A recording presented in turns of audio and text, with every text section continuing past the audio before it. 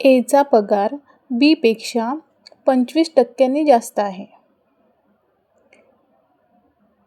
तर बीचा पगार ए पेक्षा किती टक्क्यांनी कमी आहे? आता इथे बघा, एक सूत्र आहे टक्का गुणेला 100. आता इथे खाली एक ट्रिक आहे.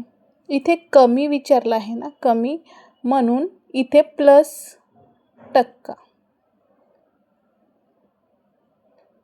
आणि इथे जर जास्त विचारलं असतं तर मायनस टक्का किंवा वजा टक्का झाला असतं.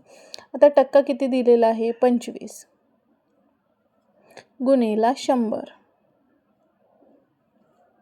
100 अधिक टक्का, टक्का आहे 25.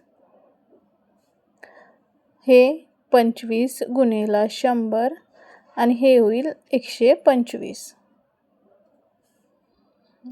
आता 25चा टेबल जर आपण म्हटला, 25 एक 25, 25 पाच 125, आणि ह्या 5नी आता आपण याला इथे देऊ शकतो. 5